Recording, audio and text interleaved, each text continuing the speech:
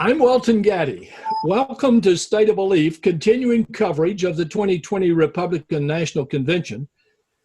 It seems fitting that even as the most manipulative, politicized, and exclusionary version of a sick political Christianity pours from the RNC stage this week, noted ethicist Dr. David Gushee is publishing his latest book titled After Evangelicalism, The Path to a New Christianity.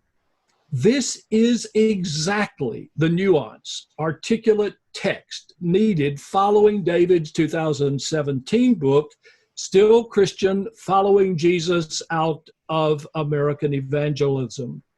David, thank you so much for stopping by our coverage of the convention and the broader world in which it is taking place. Thank you for a return engagement on your program, Welton. It was really good to see you again. I've been struggling with the label evangelical in recent years, as I know many others have as well. In the case of this book, are you more focused on what the word has too often come to mean, or are you troubled by classic expressions of this tradition as well? I would say the new ground in this book, Welton, is some deeper historical digging in the modern use of the modern retrieval and use of the term evangelical by fundamentalists in the 1940s. People like Carl Henry and the generation older than him. And I dug around in what's actually a very complicated debate among historians, and concluded that while it's complicated, evangelical, that word, was retrieved from history by fundamentalists in an effort to move at least a portion of fundamentalists to a less obscurantist and backward kind of posture, but also as an effort to rebrand fundamentalism in the American scene for the post-war environment. The idea was to create a more potent fighting force against mainline liberal Christianity and against rising Catholicism in the U.S. But mainly the mainline. They wanted to defeat mainline Protestantism by repackaging, rebranding, and kind of redirecting the energies of fundamentalism. And I conclude that they did better at rebranding than they did at reshaping and remaking the movement out of which they came. That fundamentalism never really stopped being fundamentalism in some key ways, theological, and whenever pressed, in spirit.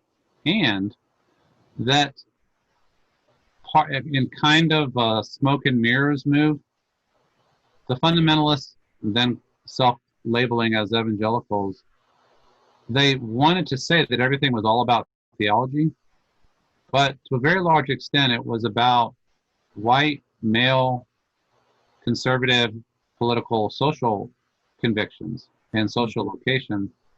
And when pressed, that social location and its biases always came to the fore. So after 20 plus years of calling myself an evangelical, I was already, as you know, edging away from the term. But now I realize, not just because of what has become of the term in the last 8 years or 10 years or 30 years, but even in its historical origins, I'm not sure that the project was ever fully honest with what it was. I've had the privilege of speaking to a number of persons identifying as ex-evangelical, and I think it's very helpful that as the number of people taking this step grows, you're offering a compassionate and reasoned guide for what's possible next. How how would you describe the opportunity that's open to them? I make a modest estimate that we're talking about 25 million people in the U.S., and it could be more. That would be something like 8% of the population. That's a lot of people. Mm. And they have been spun out of or alienated from or kicked out of or have left for a number of different reasons. As a pastor, I'm a pastor at heart, ordained when I was, 25 years old, called when I was 17 years old. The book beats with a pastor's heart, because I've met so many young people who are not in church anymore, not so sure they're Christians anymore, because they thought Christianity just was evangelicalism, and they got broken over politics or sexuality or race or biblical inerrancy or climate change or some other thing, right? And so the opportunity for me as a pastor is to say to these 25 million souls, you don't have to leave Jesus behind if you leave evangelicalism behind. In fact, you might, by finding a way out of what I call the evangelical maze, you might be able to find your way to Jesus with some freshness and hope. And so the book is not a rant, it is a guide. Right. Yeah. And a good one.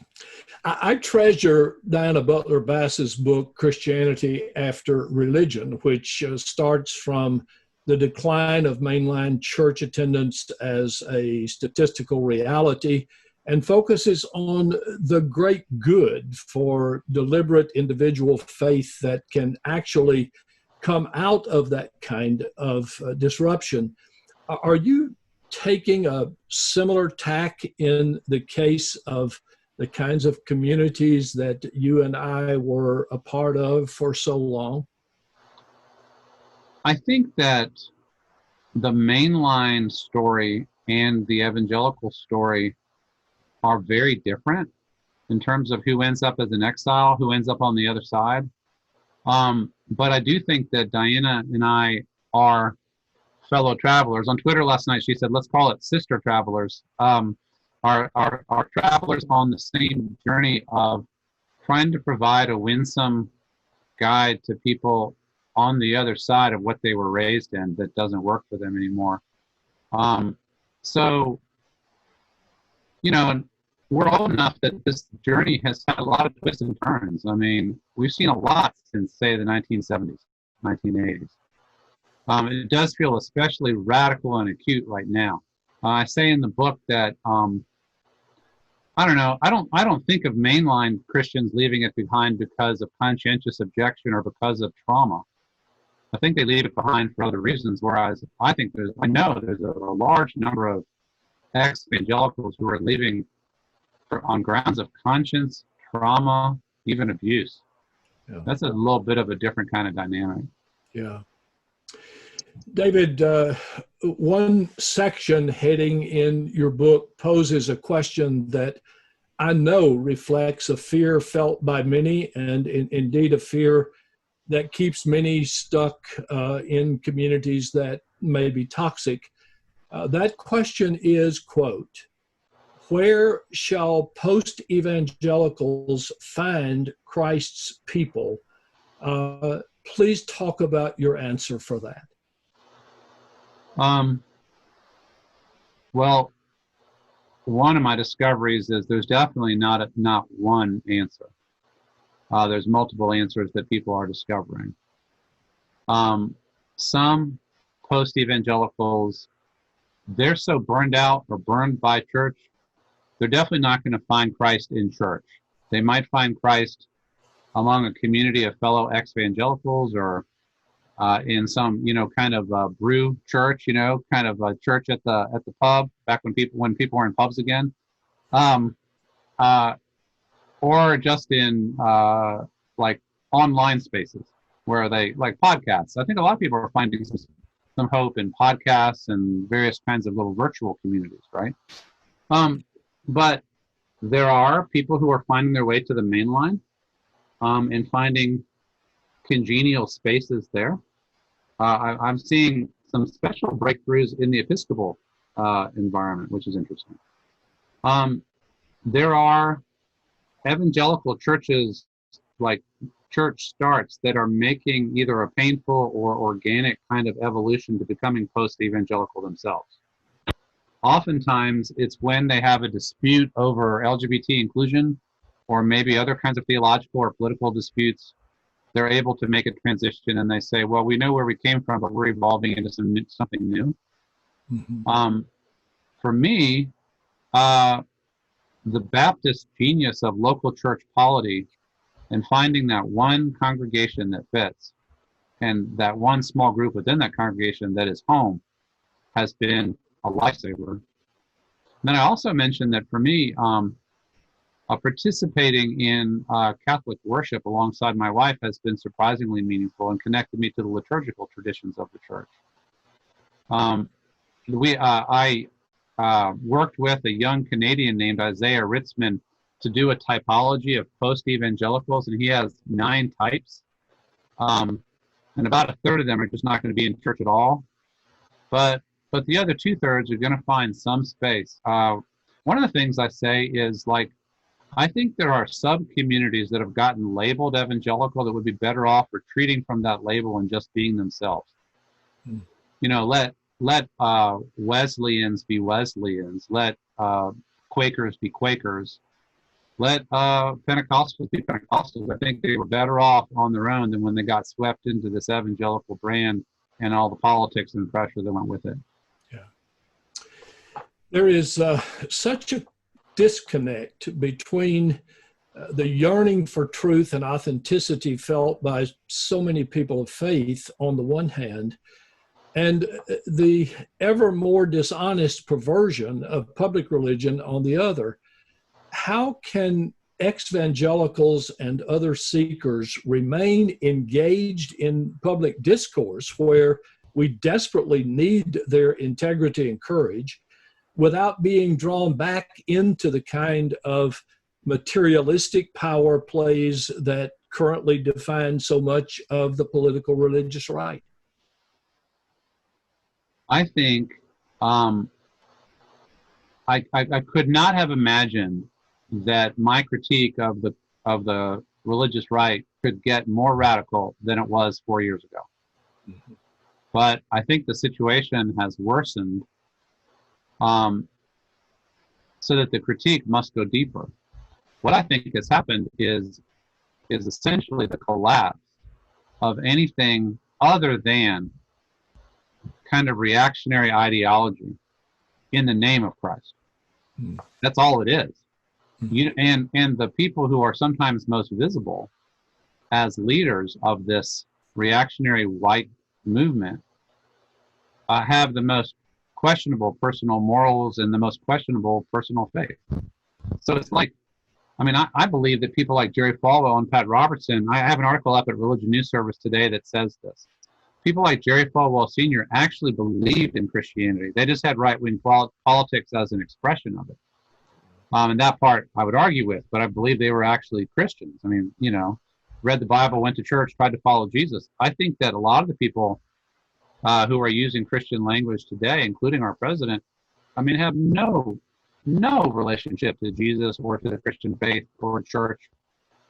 It's pure ideology, and in some sense, pure con man games with pious Christian people. Yeah. So the reason to stay engaged in politics is because politics, perhaps more than any other arena, is where the decisions are made that affect the lives of people. We can't stay out of it because literally, as we've seen this year, life and death is at stake every day. In policing, in immigration policy, in health, like with COVID. You know, look at the people who have died this year because they didn't have health insurance, and so they didn't go to the doctor, and so they never got, you know, the whole thing, right? Public policy is about the common good and about human lives. So we might be better off, you know, just ignoring the religious talk, especially from the right, and just do the work, do the policy work, do the common good work, and do it because it matters for obvious reasons of love and justice. Yeah. David, the last time we talked with each other, and you told me that you were going to take some time in quietness and study, and I knew you were on a trip that was going to be very, very important. Tell me just briefly, because you can't do it comprehensively, speak to what you have been through, the way you feel about your religion and the way you feel about the journey that you've taken. Well, when I wrote Changing Our Mind, Calling for LGBT Inclusion in 2014, and got absolutely hammered with a level of force that I could not have anticipated, that felt like religious abuse. Mm-hmm. It also was very personal rejection from friends, former employers, former colleagues, and an entire world that I had been a leader of. I was a progressive evangelical like Ron Sider. That's what I was. Yeah. You know, I said that for 20 years. Then I wrote Changing Our Mind, and I was a heretic doomed for hell, right? So that was shocking. I was on a speaking tour about that book and heavily engaged in the cause for a couple of years, and then Trump gets elected. And the 81% white evangelical support, the slavish devotion by supposed Christians to this man, I think it was the combination of my personal trauma after 2014 and my shock about Trump that put me into a place where I just kind of shut down. From about January, February 2017, I realized I need to do some rethinking. Yeah. I was also pastoring, my local church for a while on an interim basis, and so I needed to focus on that. For that was about a year and a half. So the first thing I did to process was to write the memoir, Still Christian, and that was almost like in lieu of therapy. That was kind of how I processed my journey and my pain. Mm-hmm. And during this 4 years, I became president of American Academy of Religion and Society of Christian Ethics, and so I had a chance to get involved in some wider conversations and meet a range of people. And I realized in those contexts how many hungry post-evangelicals were looking for guidance. So you might say, Welton, that my personal pain receded, my analytical desire to understand what has gone wrong was able to be reactivated, and my pastoral calling to shepherd Christ's people came to the fore again. And so I kind of thought I was done on the national level because this was so painful. And I've been in way too many rodeos. I was tired. But I think writing this book is a return, and I feel ready for it, and I feel clear about what I want to say. So I feel very much at peace about it, while also being terribly apprehensive about our politics, about the survival of our democracy, about the increasingly neo-fascist feeling of today's Republican Party. And so I'm fiercely committed to a new start politically and to resisting the toxic version of Christianity that is helping to underwrite where we are right now. We've got to get off, but I've got to ask you one other question, and just give me as brief as you can, but it's important. David, can you share just an encouraging word from your own journey through these recent years to help and hearten others who are also embarking on this path? My encouraging word is that white evangelicalism imposed a lot of artificial boundaries on what its adherents could think, read, pray, talk about. Leaving it behind opens the door to millions of other Christians, hundreds of other good thinkers, ideas, ways of conceiving of being a follower of Jesus, or just being a good human being in the world. And so breathing fresh air is really nice. And so I encourage the seekers. There's a lot of fresh air out there, and get on out there, and I think you'll gulp it down and be really pleased. Yeah, and I just have to say, I am so pleased with what you've written, and I would say, along with you, you were exactly right, and I hope people can buy into what you've said. Dr. David P. Gushee is an ethicist and a prolific author. His brand new book is titled After Evangelicalism, The Path to a New Christianity. David, thank you for taking this time to be with us. Welton, my pleasure. Great to renew our friendship, and great to see you in good form and to work together on this today. And friends, look for more of our convention coverage, including interviews with activists and analysts all week at stateofbelief.com. I'm Welton Gaddy. Thanks for watching.